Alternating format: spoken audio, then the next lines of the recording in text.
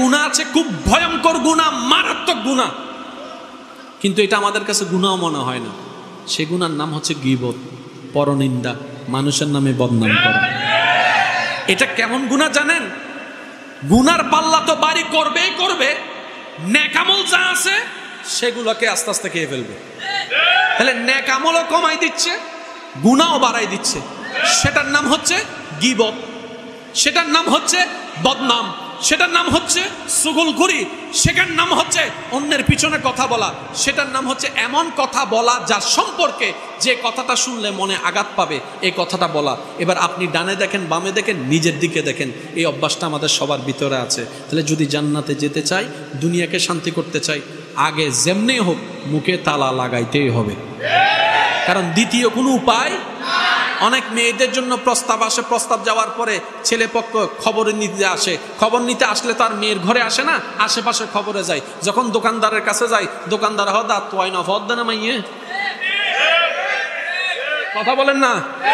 যখন ছেলের জন্য খবর নিতে আসে, বলে যে তোমার মেয়েটার একটা গুন্ডারে দাও, অনেক ভালো, এটারে দেশ কিনলে। তা আমি তারে বললাম তুমি কি ছেলেটাকে চিনো? বলে যে না। তো বললা কেমনে? এই কথাটা বলতে কয় মিনিট লাগছে? 5 মিনিট নাকি 1 মিনিট নাকি 5 সেকেন্ড? আপনি জানেন 5 সেকেন্ড আপনি কত বড় মারাত্মক কাজ করেছেন?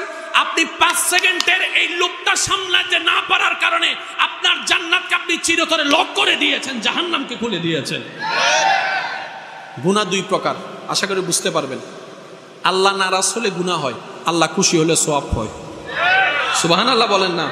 আমি আমার জায়গা থেকে যতটুকু সহজ করে বলার দরকার আমি চেষ্টা করছি, বাকিটুকু আল্লাহ পাকের ইচ্ছা। আমাদের সবার চাওয়া জান্নাতে যাওয়া, জান্নাত পেতে সওয়াব লাগবে। সওয়াব কখন? আল্লাহ খুশি হইলে সওয়াব। আর আল্লাহ নারাজ হলে হয় গুনাহ। আল্লাহ নারাজ হলে হয়, আল্লাহ নারাজ হয় 2 ভাবে। প্লিজ একটু মনোযোগ। কয় ভাবে? যখন আমরা ডাইরেক্ট আল্লাহর হক নষ্ট করি, আল্লাহ নারাজ হয়, সেজন্য গুনাহ হয়। এবার বলেন নামাজ কার হক? জোরে বলেন। নামাজ না পড়লে নারাজ হয় কে? সেজন্য গুনাহ হয়ে যায়। বুঝতে পেরেছেন? সেজন্য গুনাহ হচ্ছে। তাহলে একটা হচ্ছে আল্লাহকে সরাসরি নারাজ করা, আরেকটা হচ্ছে আল্লাহর বান্দাকে, আল্লাহর সৃষ্টিকে কষ্ট দিয়ে আল্লাহকে নারাজ করা।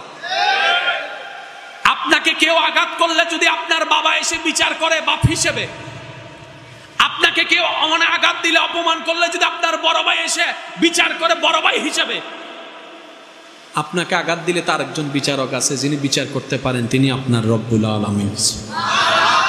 আপনারও যেমন রব আছে, তারও তো একটা রব আছে, যাকে আপনি ক্ষমতার বল দিয়ে জায়গা দখল করছেন,